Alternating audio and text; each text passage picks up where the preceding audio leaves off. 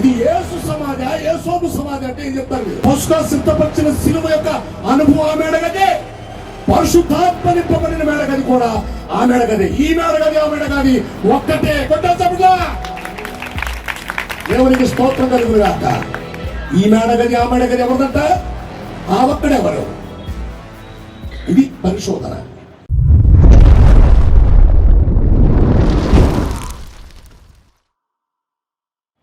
ఈరోజు నేను 3 భాగాల గురించి చెప్పాలని ఆశపడుతున్నాను. ఒకటి సిలువ, రెండవది సమాధి, మూడవది మేడగది అనుభవం. ఈ 3 మాటల్ని కొద్ది నిమిషాల్లో చెప్పి ముగిచేస్తాను. దేవునికి స్తోత్రం కలుగునుగా. యేసుక్రీస్తు ప్రభు శరీర రీతిగా ఉన్నప్పుడు యూదుల యొక్క సంప్రదాయ ప్రకారంగా, ఐగుప్తులో జరిగిన పస్కా యొక్క ఆచారము ప్రకారంగా యేసుక్రీస్తు ప్రభు శరీర రీతిగా ఉన్నప్పుడు ఆ పస్కా ఆచారాన్ని ఎక్కడ జరిగించాలి అని తన శిష్యులతో ఆ శిష్యులు అడిగినప్పుడు ప్రభు చెబుతున్న మాట ఒకటి ఏంటంటే, ఎదుటి ఉన్న గ్రామానికి వెళ్ళండి, అక్కడ ఒక వ్యక్తి మీకు కనిపిస్తున్నాడు. దేవునికి స్తోత్రం కలుగును గాక. హల్లెలూయా. నాతో మీరు ఘనంగా చెప్పాలి. హల్లెలూయా. నేనెంత గట్టిగా అరుతున్నానో మీరు అంత గట్టిగా అరవాలి. నువ్వు అరుచుకుంటే నాకెందుకయ్యా, నేను మౌనంగా ఉంటే కుదరదు. అక్కడ నేను గట్టిగా అరితే మీరు గట్టిగానే అంతే. మనం అందరం కలిసి ప్రభువును స్తుతించాలి. హల్లెలూయా. ఆ వ్యక్తి ఎవరు? నీ ప్రసంగం ముగించేపటికి చెప్పాలా పేరు. అది సబ్జెక్ట్. ఆ ఒక మనుషుడు ఎదురొస్తాడు. ఆ మనుషుడు పస్కాని తన ఇంట సిద్ధపరచుడి. కొట్టండి సప్పట్లు గట్టిగా. ఒక మనుషుడు, పేరు లేని మనుషుడు, దేవుని దృష్టిలో ఏర్పాటు కలిగిన వాడు, ప్రభుని వెంబడించేవాడు కాదు, ప్రభు ఏర్పరచుకున్నవాడు, మరుగై ఉన్నవాడు ఆ వ్యక్తి. ఆ వ్యక్తి ఇంటిలో ఈ పస్కా జరగాలి. దేవునికి స్తోత్రం కలుగును గాక. హల్లెలూయా. శిష్యులు అడిగారు యేసు ప్రభువుని, అయ్యా పస్కా పండుగ సమీపించి ఉన్నది కనుక ఎక్కడ మరి చేయాలి అని అంటే, ఒక వ్యక్తి మీకు ఎదురుగా వస్తాడు. ఆ వ్యక్తి దగ్గర ప్రత్యేకమైన ఒక మేడగది ఉన్నది. ఏ గది ఉన్నది? మేడగది ఉన్నది. పస్కాకు సిద్ధపరిచే ఒక వ్యక్తి అతడే. మీకు ఏది కావాలో అతను సిద్ధపరుస్తాడు. ఆ వ్యక్తి దగ్గరికి మీరు వెళ్ళండి. నేను అంటాను, ఆ ప్రాంతంలో ఉన్న వ్యక్తి సజీవుడని యేసు మనసు, వీరిద్దరు మనసు రహస్యముగా ఒకటై ఉందని నేను అనగలుగుతాను. చప్పట్లు కొట్టండి ఒకసారి గట్టిగా. ప్రభువుకి ఎరగని ఆత్మీయ ప్రియులైన స్నేహితులు కూడా కొంతమంది, ఎంతో మంది ఆయనకి ఉన్నారు. ఆయన వెంబడించిన వారే కాదండి, ఆయన పిలిచి ఆయనతో నడిచిన శిష్యులే కాదు, రహస్యంగా ప్రభు ప్రేమించిన శిష్యులు ఎంతో మంది ఆయనకి ఉన్నారు. ఆయన వెంబడించిన వారే శిష్యులు కాదు, మరుగైన శిష్యులు కూడా ఆయనకున్నారు. దేవునికి స్తోత్రం కలుగును గాక. హల్లెలూయా. మరుగైన శిష్యుడున్నాడు, మరుగైన వాడు. ఆ మరుగైన వాడే ఈ మేడగది యజమానుడు. దేవునికి స్తోత్రం కలుగును గాక. హల్లెలూయా. దేవుని పిల్లారా, పస్క అనగా సిలువ. ఏంటి చెప్పండి? ఇప్పుడు చెప్పాలి మీరు. పస్క అనగా సిలువ. ఈ రోజున చాలా మంది క్రైస్తవులు సిలువ కాడికి వచ్చి ఆగిపోతున్నారు. ఎక్కడికి వచ్చి ఆగుతున్నారు? ఎక్కడికి వచ్చి ఆగుతున్నారు? ఓ నాయనో, నన్ను కొట్టేటట్టు చూస్తున్నారని బాబు. క్రైస్తవులు అందరూ ఎక్కడికి వచ్చి ఆగుతున్నారంటే సిలువ కాడికి వచ్చి ఆగిపోతున్నారు. నెక్స్ట్ అడిగేట్లా ఇంకొక అడుగు ఉంది, పునరుత్థాన అనుభవం కలిగిన అడుగు. దేవునికి స్తోత్రం కలుగును గాక. హల్లెలూయా. సిలువ కాడ ఆగిపోతున్నారు, సిలువ జ్ఞానాల కాడ ఆగిపోతున్నారు, సిలువ వస్త్రాల కాడ ఆగిపోతున్నారు, సిలువ కాడ ఆగిపోతున్నారు. యేసుక్రీస్తు ప్రభు శిష్యులు కూడా సిలువ కాడ ఆగిపోయారు. కొట్ట చెప్పడం సార్ గట్టిగా అర్థమైంది కొట్ట.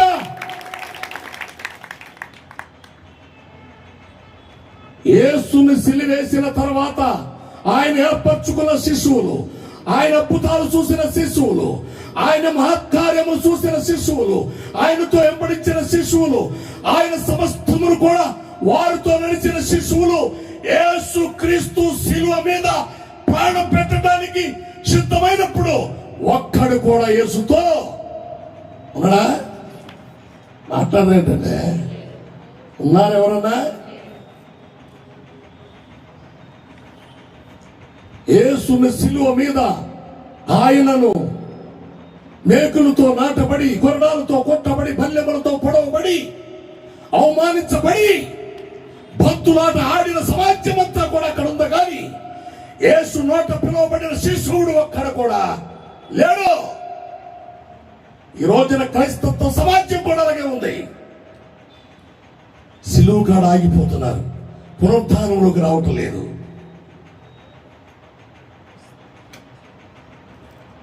దేవునామానికి మహిమ కలుగునుగా. హల్లెలూయా, హల్లెలూయా. ఈ వ్యక్తి ఎవరు? ఈ పుస్తకాలు సిద్ధపరిచిన వ్యక్తి ఎవరు?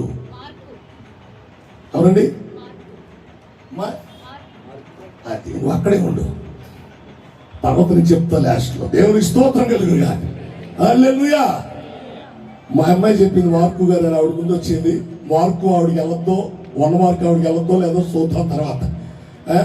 సరే, మంచిది.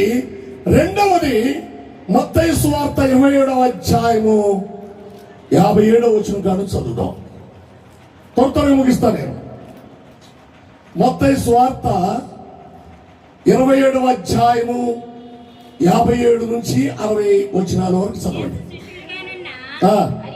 అమ్మాయి ఈ మౌత్ తీసుకోతాను నువ్వు. మౌత్ చెప్పు. యేసు శిష్యుడుగానున్న అరిమాతయ్య యోసేపును ఒక ధనవంతుడు సాయంకాలమైనప్పుడు వచ్చి పిలాతు వద్దకు వెళ్లి యేసు దేహమును తనకిమ్మని అడగగా పిలాతు దాన్ని అతనికి అప్పగింపని ఆజ్ఞాపించెను. యోసేపు ఆ దేహమును తీసుకుని శుభ్రమైన నారబట్టతో చుట్టి తాను రాతిలో తొలిపించుకొనిన క్రొత్త సమాధిలో దాన్ని ఉంచి సమాధి ద్వారమునకు పెద్ద రాయి పొర్లించి వెళ్లిపోయాను. మగ్దలేని మరియయు వేరొక మరియయు అక్కడనే సమాధికి ఎదురుగా కూర్చుండి ఉండిరి. చాలు. ఈ సమాధి ఎవరిది? రెండోసారి నన్ను పిలవరు ఎవరో. ఈ ప్రశ్నలు ఎత్తంటే అవతిస్తానండి నన్ను. ఆ మనిషి ఎవడనే అడిగా చెప్పా మీకు. ఈ సమాధి ఎవరిదని అడిగినా ఇప్పుడు చెప్తున్నా. ఈ సమాధి ఎవరిది?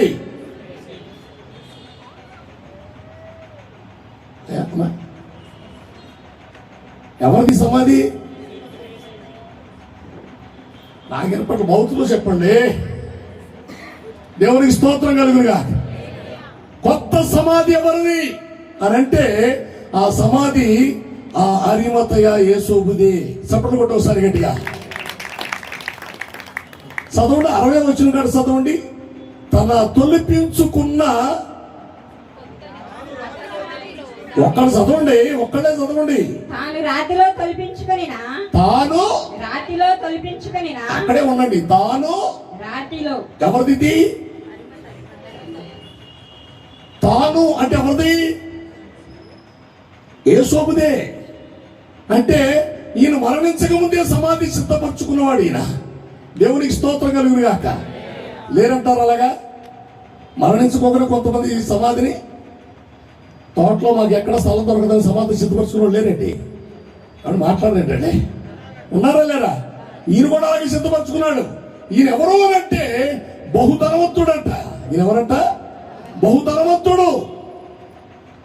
ధనవంతుడై ఉన్నవాడు యేసు క్రీస్తు ప్రభు సమాధి చేయటానికి తన సమాధి యేసు సమాధి కొరకు సిద్ధపాటు కలిగి ఉందంట. చప్పట్లు కొట్టు ఒకసారి గట్టిగా. దేవునికి స్తోత్రం కలుగునుగాక. తన తొలిపించుకున్న సమాధి, తన ప్రాణము పోయిన తర్వాత తన ప్రజలతో ఇదిగో ఈ సమాధిలో నన్ను పెట్టండి అని తన తొలిపించుకున్న సమాధిలో ఈ లోక రక్షకుడైన యేసుక్రీస్తు దేహమును తన సమాధిలో పెట్టాడట. ఈ సమాధి ఎవరు? ఇప్పుడుది సమాధి ఎవరిదండి? ఓరి మరి చెప్పండర్రా, ఎవరిది సమాధి? బుర్రగోగుతున్నారు, ఇలా అంటున్నారు, అలా అంటున్నారు. సమాధి ఎవరిదంటే చెప్పట్లేదు. ఎవరు సమాధి?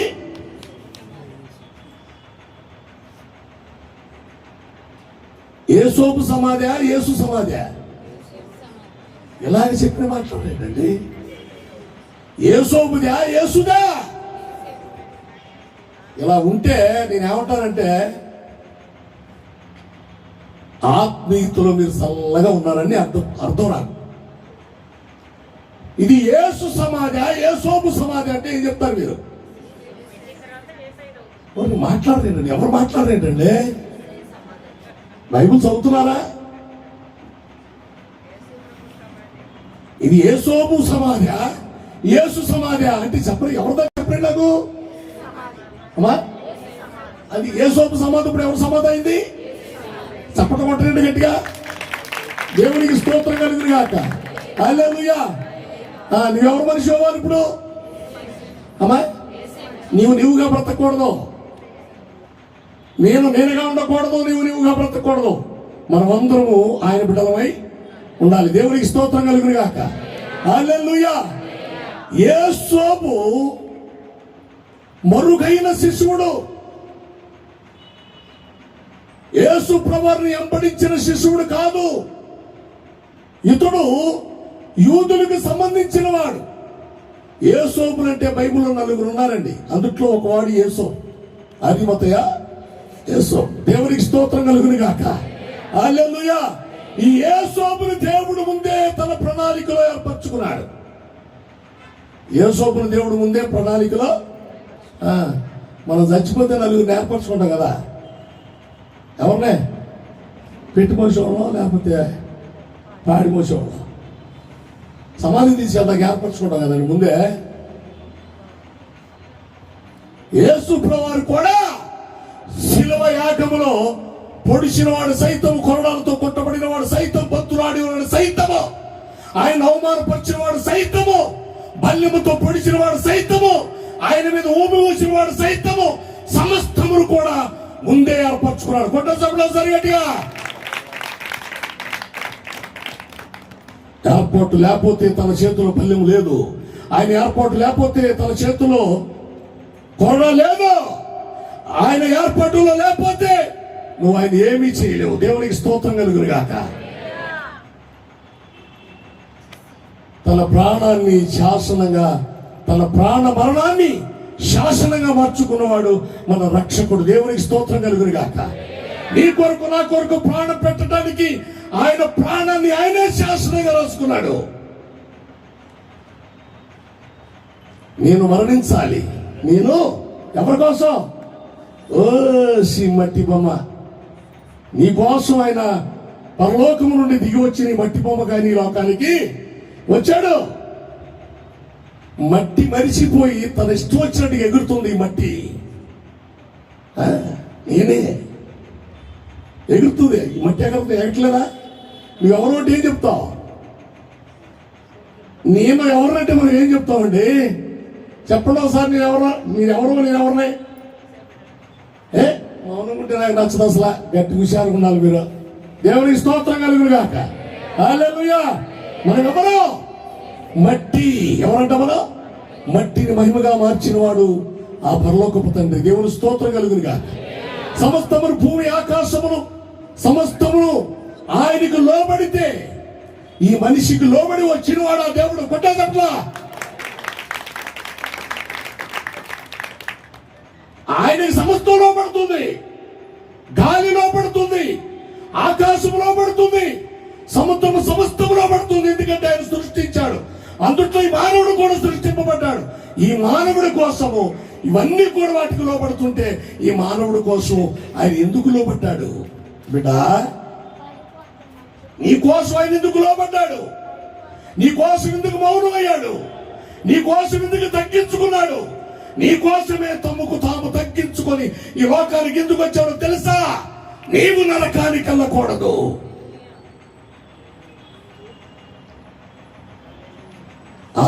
ఆగవే సొగసైన తోలు బొమ్మ. ఇల్లేరా?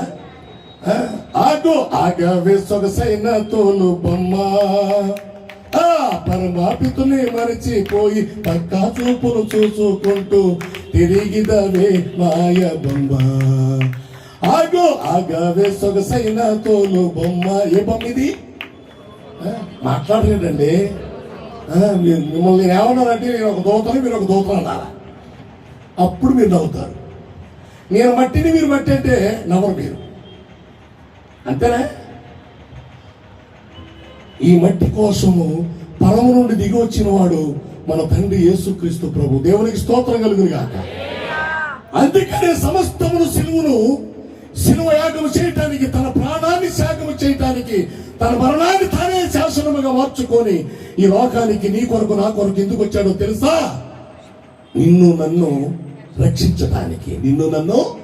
రక్షించడానికి. దేవునికి స్తోత్రం కలుగును గాక. హల్లెలూయా. ఈయన ఎవరంట? అరిమతయ యేసోబు. అప్పుడు లేని యేసోబు, ప్రభుతో లేని యేసోబు, ప్రభుతో నడవని యేసోబు మరణించిన తర్వాత పిలాతు దగ్గరికి తను తెగించి వెళ్ళి ప్రభు దేహమును అడిగిన యేసోబు. దేవునికి స్తోత్రం కలుగును గాక. హల్లెలూయా. పిలుచుకున్న వారు వెనుకపోయారు, ఏర్పరచబడిన వారు దేహం కోసం అక్కడికి సిలువకాడికి వచ్చాడు. ఆ దేహమును అడిగి సమాధిలో పెట్టాడంట. సమాధిలో పెడితే అక్కడ చదవండి ఆ మాట. వారు ఏమంటున్నారు ఒక్కసారి ఆ మాట. 27వ అధ్యాయం, మత్తయి సువార్త 27వ అధ్యాయము 60వ వచనం కాడ చదవండి. తాను రాతిలో తొలిపించుకొని క్రొత్త సమాధిలో దాన్ని ఉంచి సమాధి ద్వారమునకు పెద్ద రాయి పొర్లించి వెళ్ళిపోయాను. మగ్దలేని మరియయు వేరొక మరియయు అక్కడనే సమాధికి ఎదురుగా కూర్చుని ఉండి. మరునాడు అనగా సిద్ధపరిచి దినమునకు మరుసటి దినమున ప్రధాన యాజకులను పరిసయ్యులను పిలాతు వద్దకు కూడి వచ్చి, అయ్యా, ఆ వంచకుడు సజీవుడై ఉండినప్పుడు 3 దినములైన తరువాత నేను లేచెదనని చెప్పినది మాకు జ్ఞాపకం ఉన్నది. అక్కడ ఈ వంచకుడు అన్నవాడు మారు మనసు కలిగిన వాడా, మారు మనసు లేనివాడా? వాళ్ళ తెల్లారి ప్రసంగం కూడా వెళ్దానికి నేనే మొత్తం తెల్లారిపోతే ఇక్కడే. దేవునికి స్తోత్రం కలుగురు కాక. నన్ను సంవత్సరం గారు నన్ను తిట్టే నేనేం మాట్లాడు పెద్ద ఆయన నన్ను ఏమనుకున్నా బాధపడలేదు. ఎందుకంటే ఇప్పుడే కలిసాం, చాలా అయింది అయ్యా నేను కలవక, ఇప్పుడే కలిసాం. ఇక నన్ను వెనకాల కొట్టినా తిట్టే నేనేం మాట్లాడను, తెల్లారిపోద్ది. ఏలీ గారు నన్ను తిట్టినా ఆయన తర్వాత ఏమనుకోండి, ఇవాళ మీరు నాతో మాట్లాడాలి. దేవుని స్తోత్రం కలుగురు కాక. హల్లెలూయా. ఈ వంచకుడు అన్నవాడు మారు మనసు కలిగిన వాడా, మారు మనసు లేనివాడా? ఎవరో మారు మనసు లేనివాడు ఏం ప్రకటన చేస్తున్నాడు? ఏం చేస్తున్నాడు ప్రకటన? 3వ దినమున ఈ వంచకుడు లేస్తాడంట, 3వ దినమున లేస్తాడంట. మాకు జ్ఞాపకం ఉంది, మరి పిలిచిన వాడు జ్ఞాపకం లేదే. పిలిచిన వాళ్ళ జ్ఞాపకం లేదండి. అలాగే మారు మనసుకు లేనోడికి, ప్రభుని హింసించినోడికి ప్రభు 3వ దినాలు లేస్తాడని మాకు జ్ఞాపకం ఉందని చెప్తున్నారు. అసలు నాకు చెప్పందుతో వాళ్ళే ధన్యులు. దేవునికి స్తోత్రం కలుగును గాక. మారు మనసు కలిగిన వాడి కంటే మారు మనసు లేని వాడు పునరుద్ధానం గురించి చెప్పాడు చూశారు, వాడు ధన్యుడు. నేను ప్రభుని వెంబడిస్తున్నాను, కొన్ని సంవత్సరాల నుంచి నేను ప్రభుని వెంబడిస్తున్నాను. సీనియర్ మోస్ట్ నేను. ఎవడకు కావాలి సీనియర్ మోస్ట్? ప్రభుని యథార్థంగా వెంబడించకపోతే నీ సీనియర్ మోస్ట్ చూడ్డాయన, ఆ పిలిచిన పిలుపును కూడా చూడ్డాయన. మరుగైన శిష్యుడు అరిమతయ యేసోబు వచ్చాడే, యేసోబును చూసిన దేవుడు మరుగైన వారు నిన్ను నన్ను కూడా ఆయన చూస్తాడు. మరుగుగా ఉన్న భక్తి చేసేవాడు ఎక్కడ పడితే అక్కడ ఉప్పొంగరు. నన్ను పిలిచాడు అనుకున్నవాడే ఎర్రవేగుతాడు, వెళ్ళిపోతారా లాస్ట్కి. మరుగుగా ఉన్నవాడు దేహమును దించడానికి వస్తాడు. దేవునికి స్తోత్రం కలుగును గాక. ఆయన దేహమును దించడానికి వస్తాడు. తన సమాధిలో అన్ని ఏర్పాట్లోనే ఉన్నాడు ఆయన కూడా. నా రక్షకుడు నా సమాధిలో పెట్టుట నేనెంత ధన్యుడిని. దేవునికి స్తోత్రం కలుగును గాక. ఇప్పుడు నేను అంటాను, ఈ మారు మనసు లేని వారు ఏమంటున్నారంటే ఈ వంచకుడు 3 దినాల్లో లేస్తాడంటయ్యా, నాకు జ్ఞాపకం ఉందయ్యా అని చెప్తే వారు ఏం చేశారంటే ఆ సమాధిని ఇంకా ఘనంగా బంధించారంట. నువ్వు ఎంత బంధిస్తే నా రక్షకుడు అందుట్లో ఉంటాడండి? ఉండనే పగలగొట్టుకొని బయటకు వస్తాడు. మాట ప్రకారంగా పునరుత్థానుడు అవుతాడు. దేవుని స్తోత్రం కలుగును గాక. ఇప్పుడు నేను అన్న మాట ఏంటంటే, మొదట్లో సిలువ కాడికి వచ్చి అందరూ వెనక్కి వెళ్ళిపోవడం ఇదే. పునరుత్థానంలోకి వచ్చింది ఎవరు అడిగి పెట్టారండి? పిలిచిన వాళ్ళందరూ సిలువ కాడి నుంచి వెళ్ళిపోయారండి. సమాధిలో పెట్టడానికి వచ్చింది ఎవరంటున్నాను నేను? అయ్యి బాబోయ్, ఒక్కడే ఆయన సమాధి పెట్టాడు. ఇంకొక ఇంకొక అతను ఉన్నాడు, మరి ఆయన ఉన్నారు, కొద్దివారే ఉన్నారు సమాధిని సిద్ధపరచడానికి. పిలువబడిన వారందరూ కూడా వెనక్కి వెళ్ళిపోయినా నా తండ్రి విడిచిపెట్టాడా? చెప్పాలి, విడిచిపెట్టరా? శిశువులు తిరిగి పాడైపోయారు, శిశువులు పోయారు, బెదిరిపోయారు, ప్రాణభయం తెలిపోయాడు. గురువైన వాడు యేసు వదిలిపెట్టాడా శిశువుల్ని? మాట్లాడలేడండి, వదిలిపెట్టలా, దగ్గరికి చేర్చుకున్నాడు. చప్పట్లు కూడా ఒకసారి గట్టిగా దేవునికి స్తోత్రం కలుగును గాక. వాడి పారిపోయాడని యేసు ప్రభు వదిలేశాడా? వదిలేశాడా? వాడి పిరుకోడని వదిలేశాడా? వదల్లా, దగ్గరికి అందరూ సమకూర్చుకున్నాడు. ఏమన్నాడు తెలుసా? ఒక మేడగది ఉంది, ఆ మేడగదిలో మీరందరూ శబ్దంగా కూడండి అన్నాడు. అపోస్తుల కార్యం 1వ అధ్యాయం ముగిస్తాను. ఇక అపోస్తుల కార్యం 1వ అధ్యాయము 13వ వచనం చదవండి త్వరగా. ఎవరు ఈవిడేది? నువ్వు చదువమ్మా. వారు పట్టణంలో ప్రవేశించి తాము బస చేయుచుండెన మేడగదిలోనికి ఎక్కిపోయిరి. అది సంగతి. వారు పట్టణములో బస చేయుచున్న మేడగదిలోకి ఎక్కిపోయిరి. ఈ మేడగది ఎవరిది? ఈ మేడగది ఎవరిది? నన్ను నిలబై పడి నాకు చూపించు, నాకు అది సంగతి. దేవునికి స్తోత్రం కలుగునుగా. ఈ మేడగది ఎవరిది? లూకాసు వార్త 22వ అధ్యాయం 7వ వచనంలో మేడగది ఎవరిది? ఈ రెండు ఒకటే, వేరువేరా? ఒకటేనా? అది పసుక, ఇది పెంతుకోస్తు అనుభవం. దేవునికి స్తోత్రం కలుగును గాక. ఈ పసుక జరిగిన ఒక ఇంటిలోనే పరిశుద్ధాత్మ వరము పొందుకుంది ఇదే మేడగదిలోనే. అక్కడ పసుక సిద్ధపరిచిన సిలువ యొక్క అనుభవం ఆ మేడగదే. పరిశుద్ధాత్మ నింపబడిన మేడగది కూడా ఆ మేడగది. ఈ మేడగది ఆ మేడగది ఒక్కటే. కొట్టా దేవునికి స్తోత్రం కలుగును గాక. ఈ మేడగది ఆ మేడగది ఎవరిదంట? ఆ ఒక్కడెవరు? ఇది పరిశోధన. ఆ ఒక్కడు నీకు నేనన్నా బహుమానం ఇవ్వాలి, నువ్వు నాకన్నా బహుమానం ఇవ్వాలి లాస్ట్లో. దేవునికి స్తోత్రం కలుగును గాక. హల్లెలూయా. ఆ ఒక్కడెవరు? ఆ మేడగది ఎవరిది? సిలువ యొక్క పసుక యొక్క ఇల్లు మేడగది ఆ ఒక్కడు. సమాధి అరిమతయ యేసోబు. ఈ మేడగది పెంతుకోస్తు మేడగది ఇది ఎవరిది? ప్రభు చెప్పాడు, పసుక సిద్ధపరచు. ఆ మనిషి యొక్క మేడగదిలో సిద్ధపరిచారు. మీరెళ్ళందరూ ఒకసారి కూడండి ఆ మేడగదిలో. ఆ మేడగది ఈ మేడగది ఒక్కరిదే. చెప్పండి, ఆ మేడగది ఈ మేడగది ఒక్కరిదే. ముగిస్తాను నేను. యెషయా గ్రంథము 53వ అధ్యాయము 9వ వచనం చదువు ఇప్పుడు త్వరగా.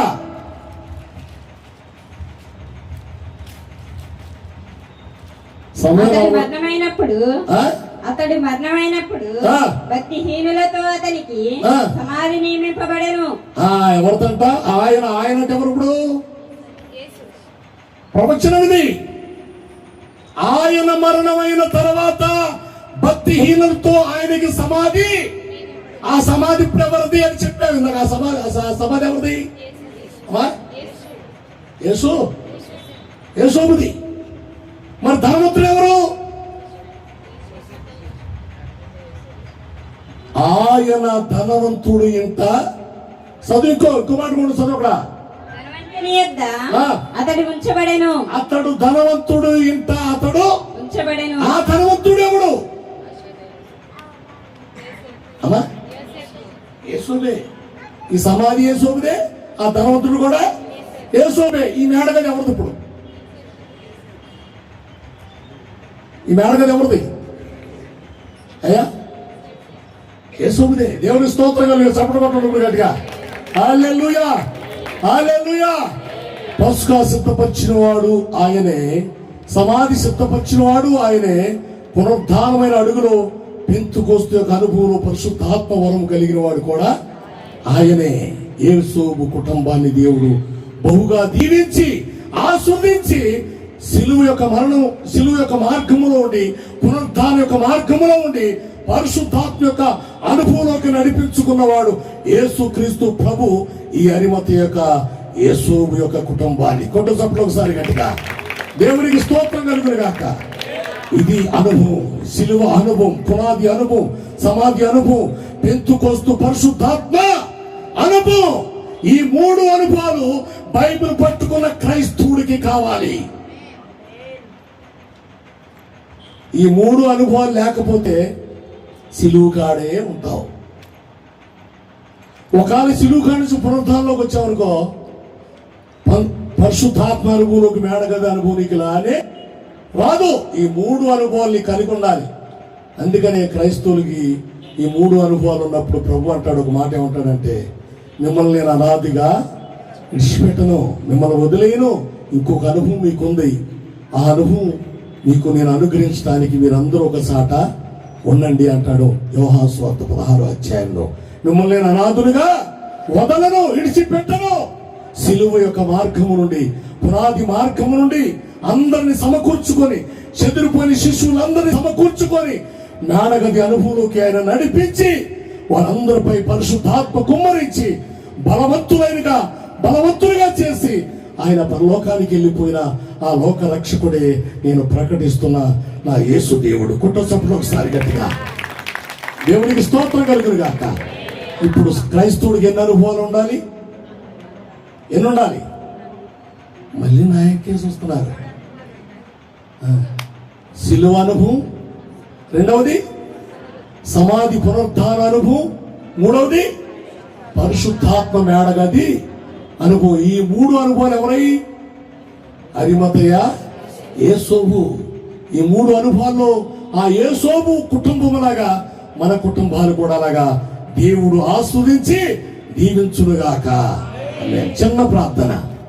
పరిశుద్ధుడా మా పరలోకపు తండ్రి, మీకు వందనాలు అయ్యా. ఈ కొద్ది మాటలుగా నిలబెట్టుకొని ప్రభా, నీ దీన దాసుడుగా నా నోట మీ మాట ఉంచి కొన్ని అనుభవాలు ప్రభా మీ ప్రియ బిడ్డలకు నేర్పడానికి నా మనసులో ఉంచిన తలంతులను, మీరిచ్చిన అభిషేకమును ప్రభా బిడ్డలకు మీరు చెప్పమన్నట్లుగానే చెప్పారు ప్రభా.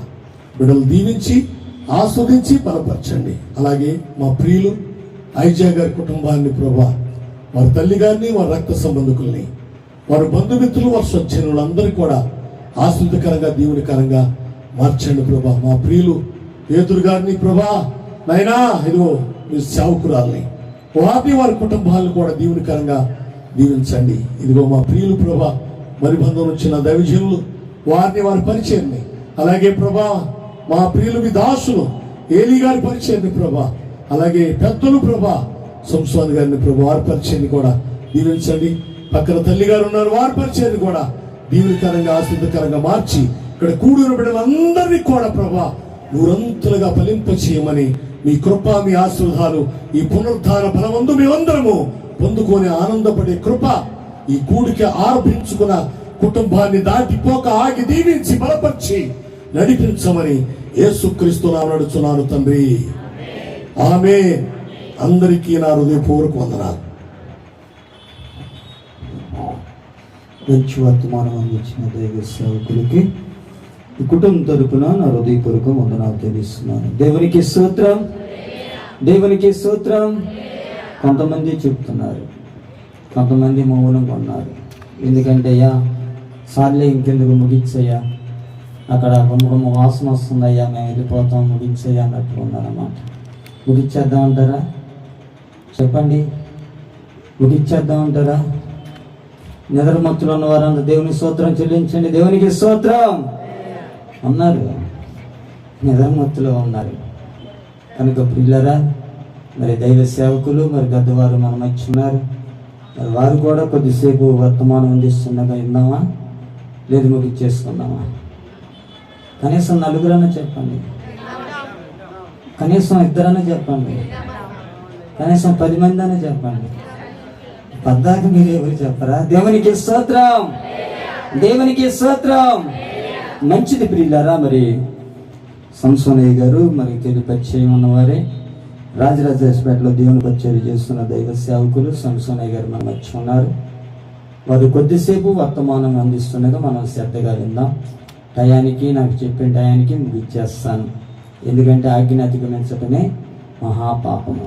ఎందుకంటే గృహవారు నాకు ఒక టైం అనేది చెప్పారు, ఒక ఆజ్ఞ ఇచ్చారు, దాన్ని అతిక్రమించకూడదు. సరే, మంచిది. నేను సమయం వ్యర్థపోనీయకుండా దైవ సేవకులకు అప్పుడు చెప్తాను.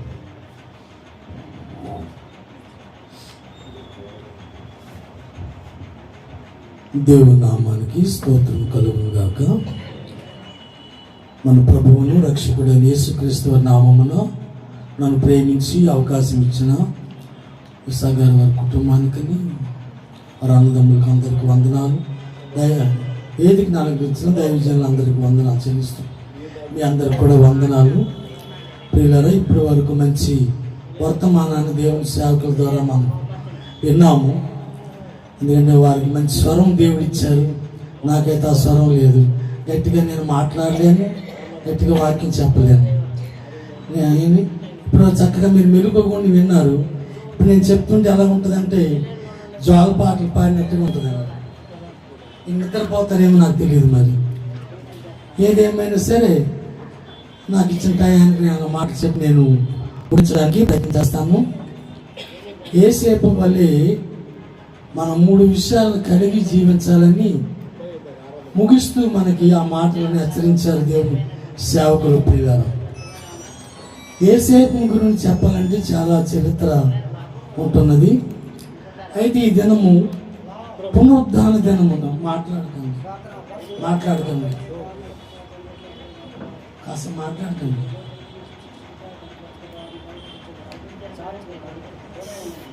ప్రియులారా,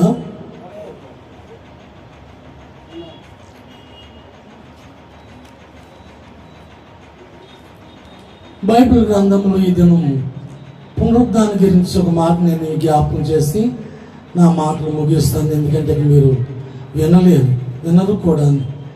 ఎందుకంటే మంచి పలవా బిర్యానీ తిన్నాం కదండి అయ్యగారు, మీరు పెరుగన్నం పెడితే అట్లాగా అనుకుంటున్నారు కదా. పెరుగన్నం కూడా అవసరమే కదా. ఆకలి ఏం అవసరం? పెరుగన్నం అవసరం. అది ఎందుకంటే మన ఆహారానికి జీవశక్తిని కలుగు చేస్తుంది, ఆరోగ్యాన్ని ఇస్తుంది. కనుక పిల్లలు కొంచెం పెరుగన్నం పెట్టి నేను ముగిస్తాను, కొంచెం జాగ్రత్తగా వినండి. అందులో నాకు స్వరం లేదు ఒకటి.